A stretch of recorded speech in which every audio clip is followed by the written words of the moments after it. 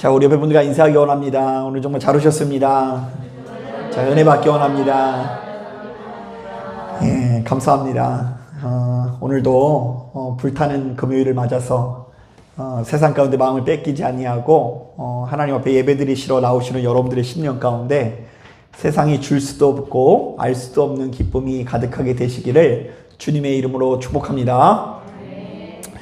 자, 오늘 우리가 읽은 이 말씀을 보면 예수 믿는 우리들이 반드시 가지고 있어야 되는 국률에 대해서 소개하고 있습니다. 자, 이때 이 국률이라는 것은 문자적으로 보았을 때는요, 남을 불쌍히 여기며 안타까워하는 마음을 일컫는데요. 일반적으로 더 나은 형편에 있는 사람이 나보다 부족한 사람을 향해서 갖는 어떤 연민의 감정을 가리켜서 국률이라고 표현합니다. 자, 예를 들면요, 제가 이 국률 하면은 떠오르는 일화가 몇 가지가 있는데요. 일전에 함께 신앙생활하던 청년들과 인도로 단기 선교를 간 적이 있는데, 그 더운 인도 한복판에서 어떤 엄마가 그 아이를 이 꼬질꼬질한 모습으로 이렇게 들쳐업고서 저를 보고서 이렇게 손을 이렇게 하는 거예요. 이게 뭐 달라는 거예요? 돈 달라는 거예요. 그래서 이제 더운 여름에 막 38도 막 습한 날씨여서 막 땀이 주룩주룩 나는 날씨인데 너무나 고단한 얼굴로 아이를 들쳐업고 이렇게 이야기하는데 뭐 제가 막 갑자기 눈물이 막 쏟아졌어요. 그 모습이 너무 안타까워가지고 이렇게 돈을 주면서 도와준 적이 있는데, 제가 그걸로 인해서 이제 선교사님한테 엄청 혼났거든요. 이제 그러면 이제 그 사람들은 이제 돈만 받고 복음을 영접하지 않는다 이러면서 이제 혼나긴 했는데, 어찌됐건 제가 막 갑자기 막 이 차오르는 눈물 때문에 막 그 더운 여름에 고생했던 마음이 있는데, 이것이 바로 이 세상에서 말하는 무엇일까요? 국률의 마음입니다. 자, 그런데 엄연히 따졌을 때 이 성경 안에서의 국률은 우리가 알고 있는 이 국률과 조금 차이가 있습니다. 자, 히브리어로 이 국률이라는 말은요, 주로 헤세드라는 단어를 사용하는데요. 자, 이 말은 주로 우리 하나님 아버지의 자비로우신 성품, 하나님의 인자하신 어떤 그런 성품을 가리켜서 헤세드라고 이야기합니다. 우리 한번 따라해 볼까요? 하나님 아버지는 인자하시다. 자, 이게 국률이고요. 한 번 더 따라하겠습니다. 하나님께서는 사랑이 많으시다. 자, 이게 뭐라고요? 성경이 말하는 국률이에요. 자, 좀 더 설명을 하자면, 여러분, 믿음의 백성 이스라엘은요, 하나님과의 언약을 잘 지킵니까? 못 지킵니까? 못 지켜요. 자, 번번이 하나님과의 계약을 지키지 못하고 배반하는 위치에 서게 됩니다. 자, 그러나 하나님께서는 그때마다 일방적으로 그 언약을 계속해서 지켜나가십니다. 자, 그러면서 이 이스라엘 백성들이 돌아오시기만을 끝없이 기다리시는데, 자, 이것이 바로 하나님의 국률인 것입니다. 자, 하나님께서 자비하시사, 자, 우리를 어떻게 해주신다고요? 끝없이 사랑해 주시고 기다려 주시는데, 자, 이것이 성경에 나오는 국률인 것입니다. 자, 이런 점에서 하나님을 믿는 우리들이 반드시 소유해야 되는 이 국률이라는 것은요, 우리들의 타고난 어떤 성품이 유독 뛰어나거나, 자, 우리들의 인격이 남들보다 훨씬 더 윤리적인 것을 가르치는 표현이 아닌 것입니다. 자, 그것은 근본적으로 우리 하나님과의 관계를 바탕으로 하는데요. 자, 우리 모두는 죽어마땅한 죄인이지만 하나님께서 우리를 어떻게 여겨주셨기 때문에? 국률이 여겨주셨기 때문에, 하나님께서 우리에게 무엇을 베풀어 주셨기 때문에? 은혜를 베풀어 주셨기 때문에, 바로 이러한 신앙의 경험을 통해서 우리 주변에 있는 사람들에게 보다 너그러운 태도를 보이게 되는 것이 성경이 말하는 국률인 거예요. 자, 실제로 마태복음 18장 33절을 보니까 이런 말씀이 있습니다. 내가 너를 불쌍히 여김같이 너도 내 동료를 불쌍히 여김이 마땅하지 아니하냐. 자, 하나님께서 우리를 어떻게 여기신다고요? 긍휼히 여겨주신다. 하나님께서 우리를 끝없이 사랑해 주시고 용서해 주시고 포기하지 아니하시니, 그러한 하나님의 영향을 받아서 우리도 역시 형제를 어떻게 한다고요? 긍휼히 여기는 것이 성경이 말하는 법칙이라고 우리에게 증언되는 것입니다.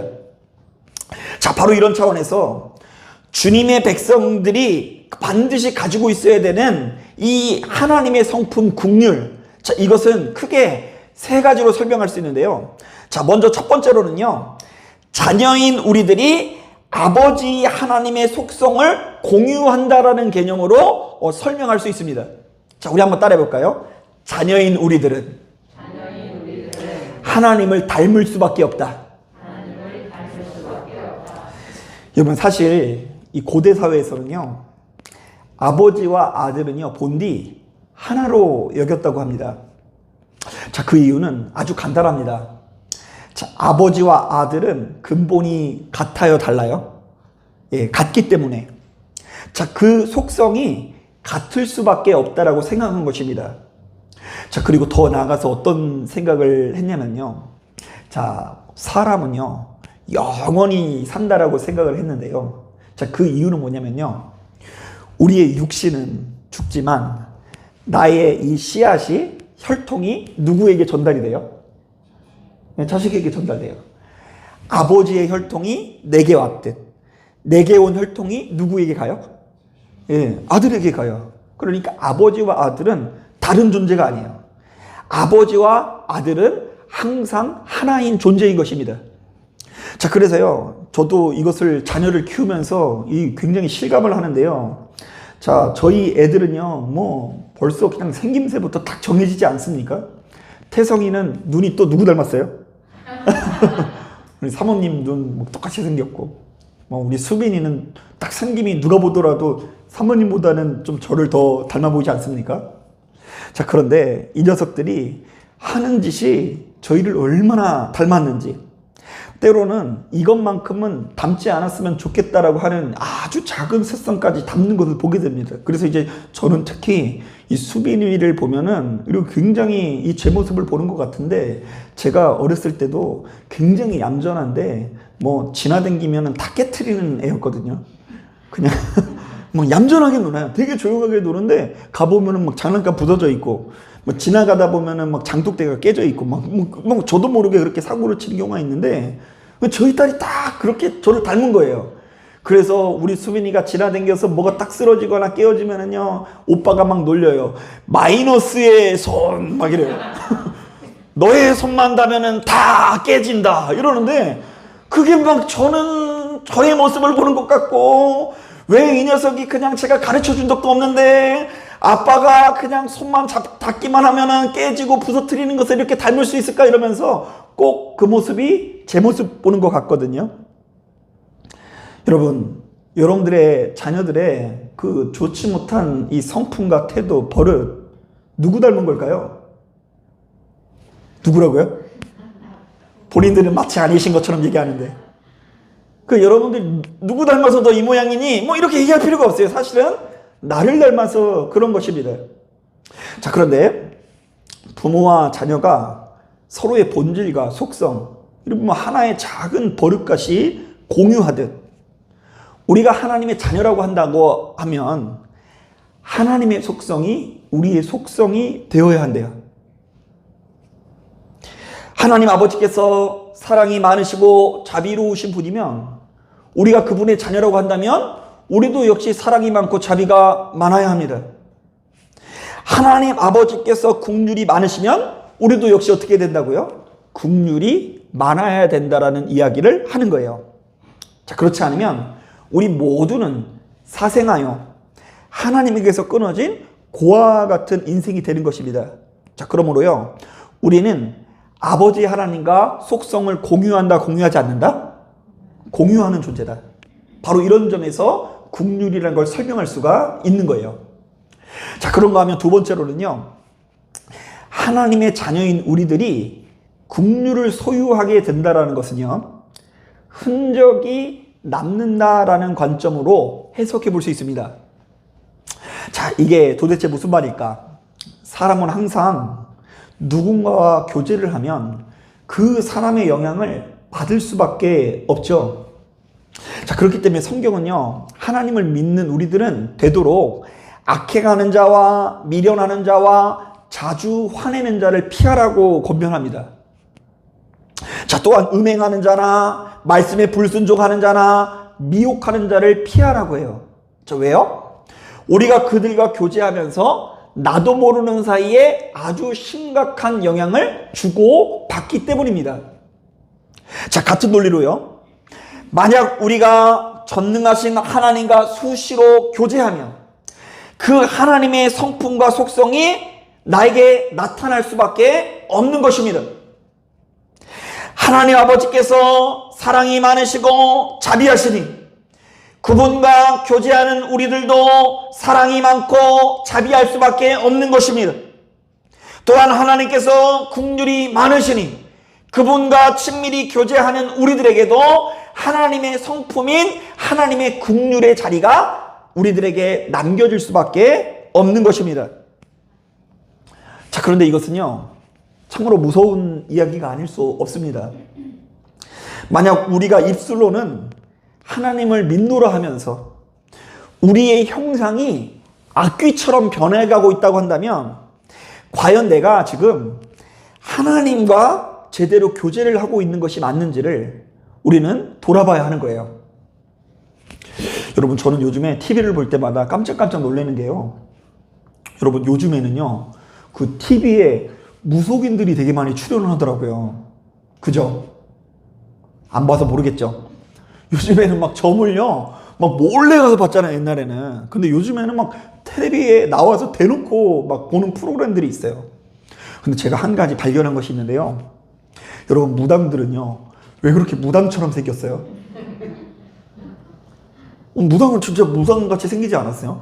꼭 왜 한복을 꼭 굳이 그런 걸 입어야 되는지. 막 색동. 근데 제가 그 한 번은 그것을 알 수 있었던 게 뭐냐면, 그 무당이 이렇게 자기가 섬기고 있는 신이 이렇게 초상화가 걸려 있는데 사천왕이 있는데요. 사천왕들이 얼마나 무섭게 생겼는지 몰라요. 그럼 사천왕이 무서우니까, 사천왕이 뭐 힘이 세니까 귀신들이 복종하거든요. 자, 그런데 그런 사천왕을 섬긴다 보니까 이 무당들도 자기도 모르게 얼굴이 막 변해 있는 거예요. 여러분, 그런데 우리가 하나님과 교제한다고 하면서 우리들의 얼굴이 마치 그렇게 무서운 사천왕의 얼굴을 하고 있고, 하나님과 교제한다고 한다면서 그렇게 무서운 무당의 얼굴을 하고 있다고 한다면 우리가 어떻게 하나님과 제대로 교제하는 사람일 수 있냐는 것입니다. 여러분, 우리가 하나님과 교제하면 우리에게서 하나님의 흔적이 나타나야 합니다. 아니, 나타날 수밖에 없어요. 우리가 기도를 하면은요, 그 기도하는 그 순간 하나님과 깊이 나아가면 나아갈수록 완전히 그 상태가 유지되는 것은 아니지만 기도하고 난 이후에 은혜의 흔적이라는 것이 남아요. 제가 새벽마다 우리 성도님들이 기도를 하는 것을 이렇게 다 보게 되는데요. 막 열심히 기도하다가요, 끝날 때요, 나갈 때요, 막 다 하나같이 어떤 태도를 보이냐면요, 찬송하시는 분이 있어요. 저희 사모님 같은 경우도 뭐 이렇게 끝나고 나면 나나나나나 막 이러면서 막 갑자기 막 찬양이 막 나와요. 근데 어떤 분은 막 내 영혼이 은총 입어 이러면서 기도가 끝난 다음에 찬양이 나오는 이유는 뭘까요? 우리의 기쁨과 영생의 근원 되시는 하나님의 흔적이 우리의 심령에 남은 것입니다. 그러므로 여러분, 우리가 예수를 정말로 오랫동안 믿음에도 불구하고 타인을 향한 긍휼한 태도가 나오지 않는 것은 아주 심각한 영적 상태라고 할 수 있는 거예요. 하나님께서 긍휼히 여겨주시듯이 나도 역시 타인 앞에 긍휼히 여기는 모습으로 세워져야 할 줄로 믿습니다. 자, 그것이 진짜 하나님 앞에 올바른 영성생활인 것입니다. 자, 마지막으로 하나님의 자녀인 우리들이 긍휼의 마음을 가지게 된다는 것은 우리 안에 빚진 자의 마음이 나타나게 되었다는 것입니다. 자, 여러분, 하나님을 믿는 우리들은요, 우리가 경험한 은혜의 크기가 커지면 커질수록 긍휼의 마음이 커질 수밖에 없습니다. 자, 왜냐하면요, 우리가 하나님 앞에 너무나 큰 죄인이라는 어떤 그런 마음이 자리 잡고 있기 때문입니다. 자, 좀 더 구체적으로 말씀드리면 나는 지금 하나님으로부터 1조 원을 탕감을 받았어요. 얼마를 받았다고요? 네, 뭐 가늠도 안 오시죠? 1조가 얼마나 많은지. 1억이 10,000개 있으면 1조인가요? 네, 우리 정현도 이사님은 아실 것 같아가지고 1억이 10,000개 있으면 1조일 거예요 아마. 근데 그 1조를 내가 탕감받았으니 타인이 나에게 10만 원 정도의 빚을 진 것은요, 탕감을 해줄 수 있어요, 없어요? 탕감을 해줘야죠. 자, 실제로 로마서 말씀을 보니까 바울이 자기 자신을 그렇게 소개하고 있는데요. 헬라인이나 야만인이나 지혜 있는 자나 어리석은 자에게 다 내가 빚진 자라라고 고백을 하고 있어요. 사실 전통적으로 그 이스라엘 백성들은요, 다른 이방 백성들보다 자신들이 더 우월하다라는 어떤 그런 우월감이 있었거든요. 자, 그런데 그가 다메섹 도상에서 광명 가운데 거하시는 예수님을 만난 이후에 눈이 뜨인 거예요. 자, 그가 일전에 예수 믿는 사람들을 다 이단으로 생각해서 잡아다가 죽였거든요. 심지어요, 이 스데반 집사님이 돌에 맞아 죽는 그 과정 가운데 이를 마땅히 여겼다라는 표현이 담겨 있습니다. 자, 그전에는 그것이 정의를 세우는 일인 줄 알았는데 예수 믿는 사람들을 무고하게 죽였다라는 어떤 양심의 가착이 느껴지면서 그때부터 바울은 정말 빚진 자의 심정을 가지고 온 열방을 향해서 복음을 전하기 시작한 것입니다. 자기 자신이 죽어 마땅한 죄를 이렇게 저질렀음에도 불구하고 지금 하나님의 은혜로 구원받았다라는 감격이 자리 잡고 있어서 바로 그런 빚진 자의 심정을 가지고 본인에게 다가오는 여러 가지 고난을 능히 감수하게 되었다라는 이야기를 하는 거예요. 여러분, 마찬가지입니다. 하나님을 믿는 우리들이 은혜를 경험하게 되면 고개가 숙여질 수밖에 없는 것입니다. 왜요? 나야말로 얼마나 큰 죄인인지를 깨달았기 때문입니다. 은혜는 우리가 죄인인 것을 깨달은 상태에서 내려지는 하나님의 선물입니다. 은혜는 감정의 동요가 아닙니다.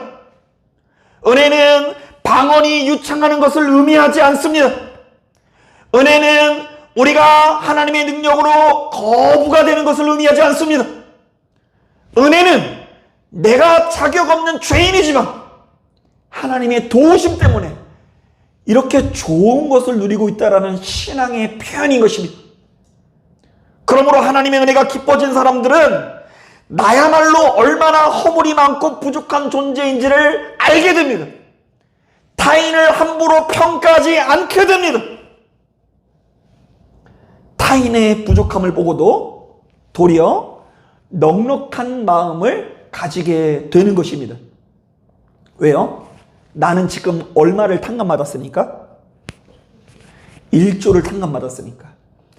타인이 내게 빚진 10만 원은 얼마든지 무한대로 용서를 해주는 것이 예수 믿는 우리들에게 주어지는 그리스도의 신비인 것입니다. 자, 그러니까 지금 제가 3가지 이야기를 했죠. 첫째, 하나님의 자녀인 우리들은 아버지의 하나님의 속성을 공유한다, 공유하지 않는다? 공유한다. 쉽게 말하면 아들은 아버지를 닮을 수밖에 없다. 둘째, 하나님의 자녀인 우리들은 하나님과 교제를 하다 보면 아버지의 하나님의 흔적이 남는다, 안 남는다? 남는다. 막 기도를 막 열심히 하다 보면 그래도 그 사랑과 화평의 마음이 자리 잡고 남겨져야 되는데 막 기도 끝나자마자 갑자기 막 성질이 나고 화가 나는 것은 제대로 된 은혜의 생활이 아니라는 이야기예요. 자, 그리고 마지막으로 하나님의 자녀인 우리들은 하나님의 은혜를 경험할수록 빚진 자의 심정을 가진다, 못 가진다?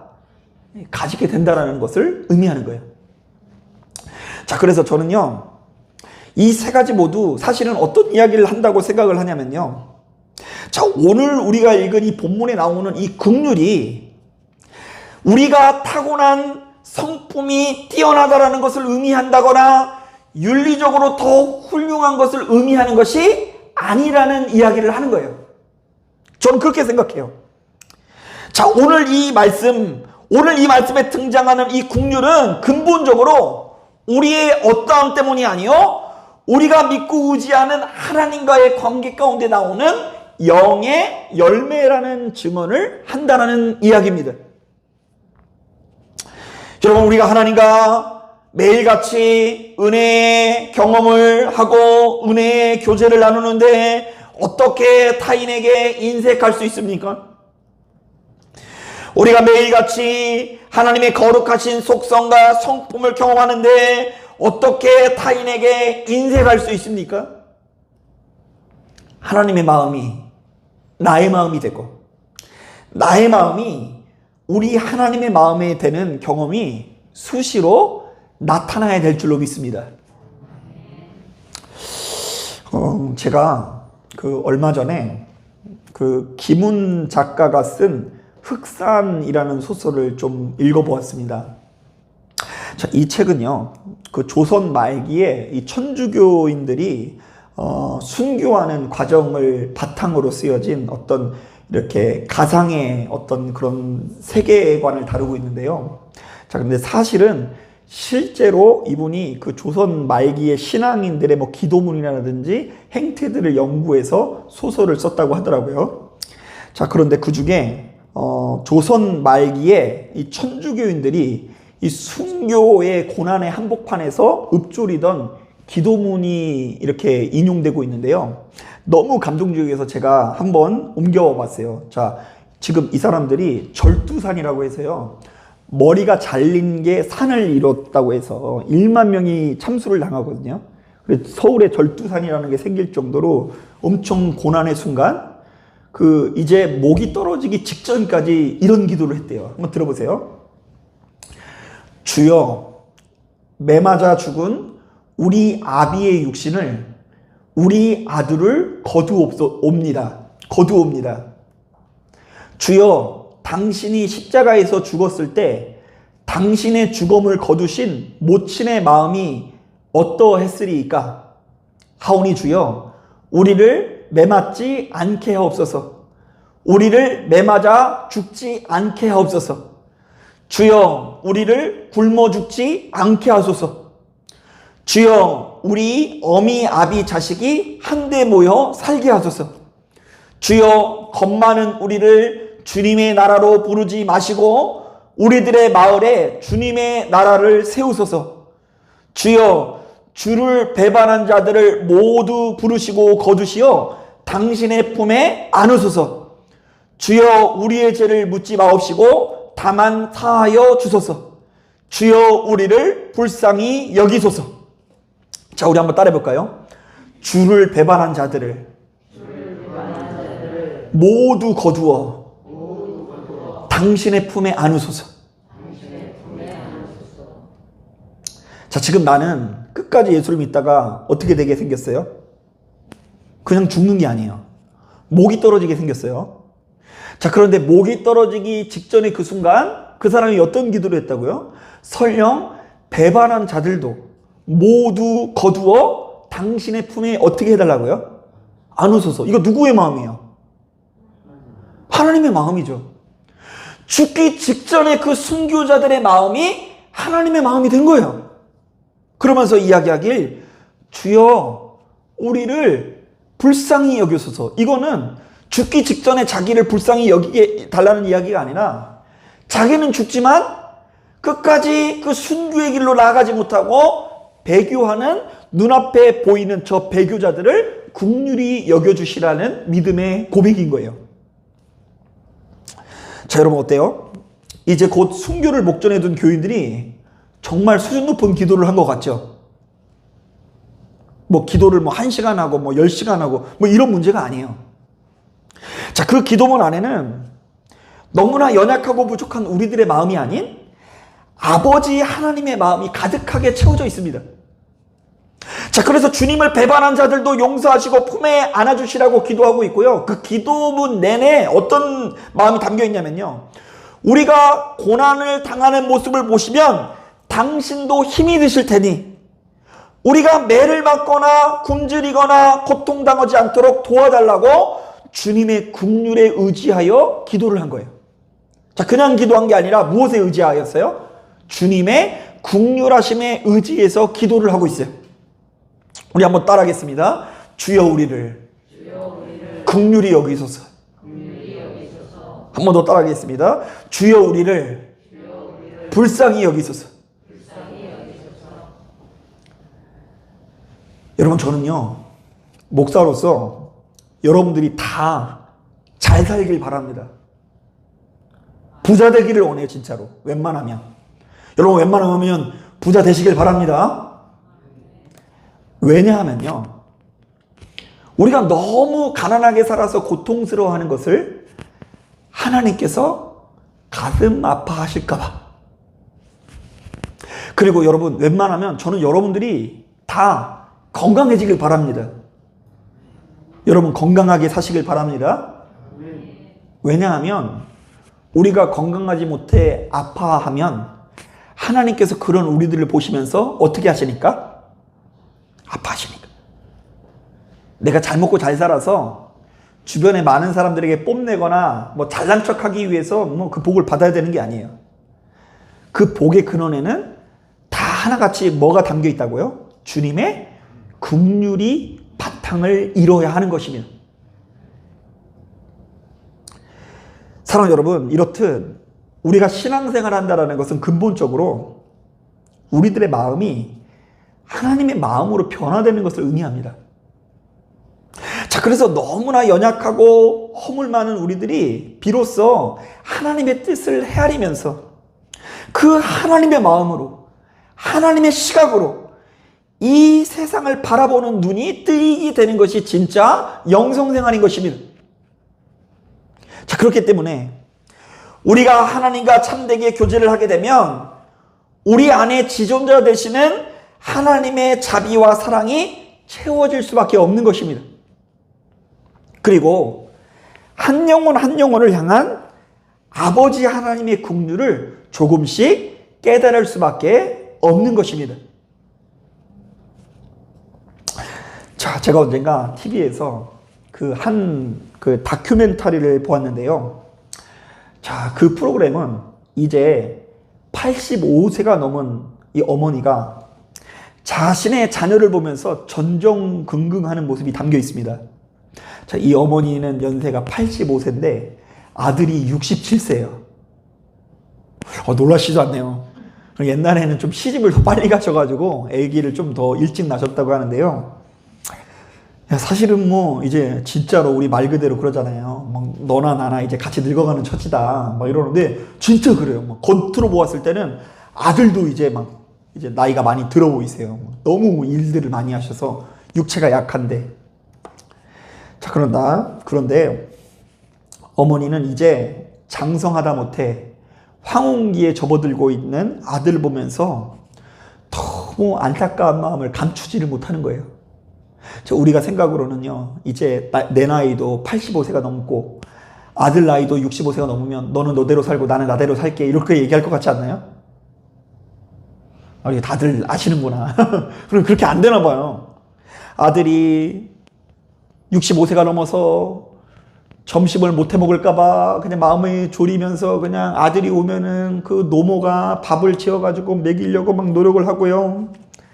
아들이 자신의 가정을 건사하기 위해서 땀 흘려 일하는 모습이 너무 안쓰러워서 그냥 할 수 있는 대로 일을 해가지고 조금씩 아들에게 보태주려고 노력을 하고요. 자, 어느새 시간이 흘러 머리가 희끗희끗해진 아들을 보고서 너무 가슴 아파하면서 맨날 아들에게 하는 얘기가 염색 좀 해라, 쓰겄냐, 염색 좀 해라, 쓰겄냐 막 맨날 이렇게 얘기하는데 염색하라는 게 포인트가 아니라 염색을 지금 해야 될 정도로 아들의 머리가 휘었다라는 것이 이 포인트인 것입니다. 자, 그래서 이 어머니가 나중에는 추운 날씨에 자신의 손을 호호 불면서 아들의 신발도 빨아주고요. 끼니마다 나름대로 맛있는 반찬으로 정성껏 아들을 위해서 상을 차리더라고요. 자, 저는 바로 그 모습을 보면서 사실은 바로 이 모습이 우리를 향한 누구의 마음 같아요? 하나님 아버지의 마음이라는 생각이 들었습니다. 하나님께서는 사랑이 많으시고 자비가 많으셔서 우리 모두를 긍휼히 여기시고 불쌍히 여기시는 분이십니다. 자, 그래서 우리를 살리시기 위해서 우리를 대신하여 죽으실 수 있는 분인 것을 증명하셨습니다. 자, 그러므로 바로 이러한 하나님의 성품과 속성을 알아갈수록 우리도 역시 누군가를 긍휼의 마음으로 바라볼 수밖에 없는 것입니다. 하나님의 마음이 내 마음 되어지고 내 마음이 하나님의 마음에 되어지는 역사를 온전히 누릴 수밖에 없는 것입니다. 자, 저는 목회를 하면서 실제로 이런 경험들을 하시는 성도님들을 자주 목격하게 됩니다. 어떤 분은 기도하기 전에는 누군가를 향한 이 원망과 미움의 마음을 가지고 시작을 했는데 기도하고 난 이후에 가슴 깊이 그 사람이 불쌍하게 보이는 역사를 경험했다고 하고요. 또 어떤 분들은 기도하기 전에는 자기 자녀를 막 소유물처럼 주장하는 마음에 분노했다가 기도하고 난 이후에 가슴 깊이 그 자녀를 긍휼히 여기게 되었다라는 경험을 이렇게 고백하는 이야기를 들은 적도 있습니다.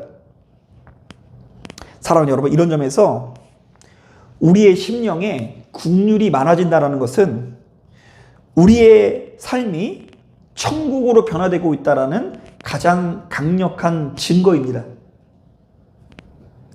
여러분, 우리가 이룩한 긍휼의 크기가 자랄수록 사랑과 용서가 가득해지고 우리가 성취한 긍휼의 크기만큼 우리에게 놓여져 있는 무수히 많은 전쟁은 사라지게 되어 있습니다. 여러분, 제가 엊그제 달력을 보다 깜짝 놀랐는데 이제 달력이 얼마 안 남았더라고요. 이제 곧 있으면 우리 이제 송구영신 예배 드리게 생겼어요. 되게 빠르죠? 근데 2021년도도 뭐 너무 다사다난하지 않았습니까? 이것도 힘들고 저것도 힘들고. 자, 그런데 뭐니 해도 가장 힘든 것은 사람으로 인한 힘든 게 가장 크지 않았나요?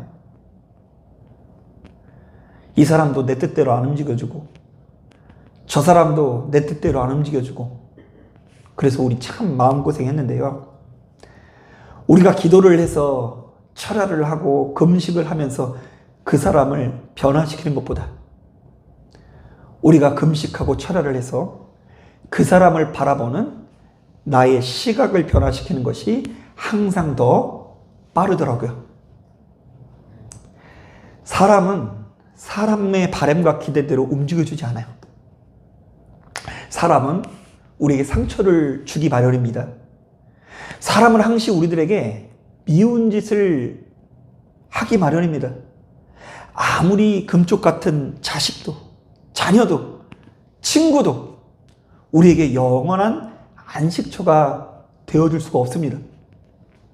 저도 아직 어린 나이지만 이렇게 흰머리가 많은 것은요, 상처가 많았어요. 사람으로 인한 상처가 이 망설임을 가져오고 소극적으로 바뀌게 하고 이 실족하게 될 때가 많이 있어요.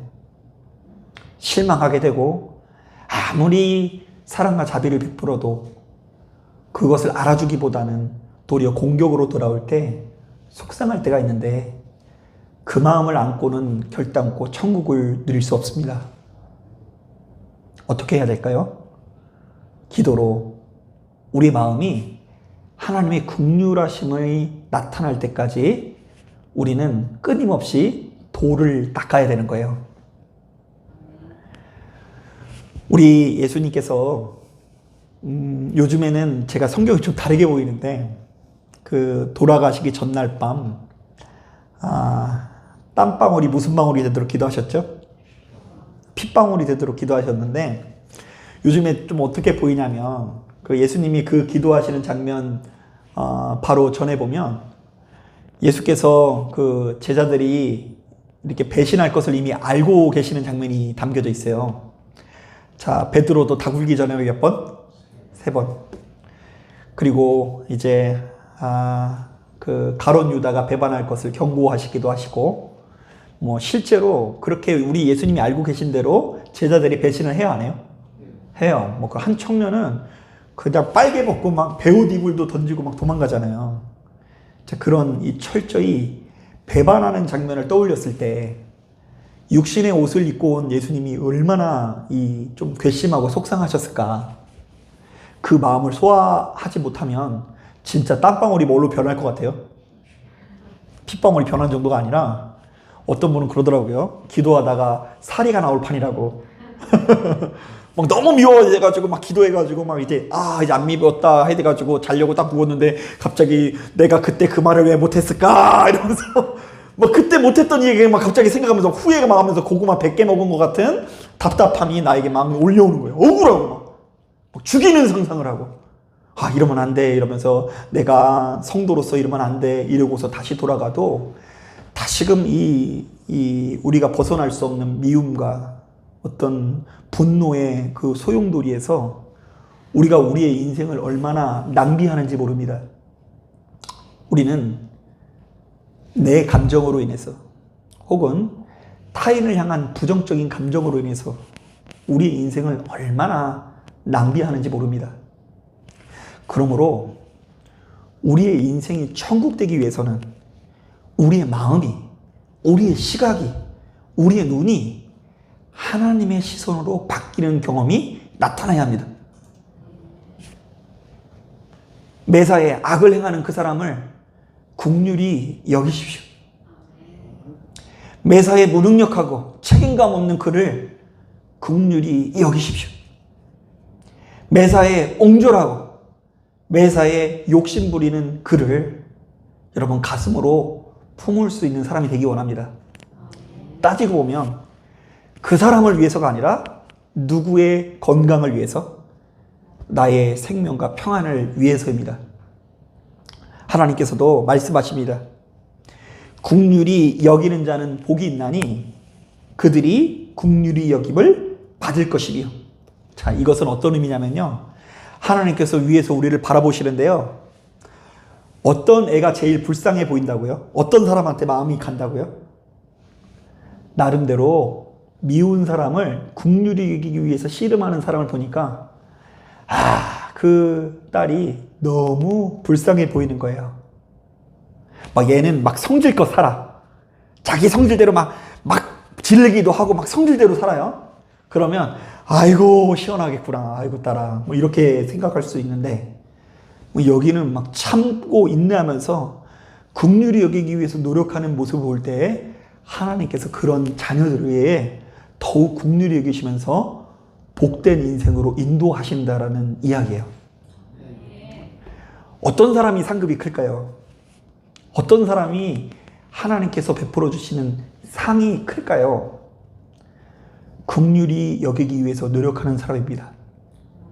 분노의 순간, 미움의 순간 나의 마음이 아니라 하나님의 마음이 되기 위해서 씨름하는 사람, 바로 그 사람이 하나님께서 기뻐하시는 사람이요 쓰시는 사람인 것을 기억하시고, 여러분들의 긍휼의 크기가 능력의 크기요, 긍휼의 크기가 여러분들이 누리게 될 천국의 크기라는 것을 가슴으로 깨달아 아시는 저와 여러분들이 되기를 주님의 이름으로 축복합니다. 자, 기도하겠습니다.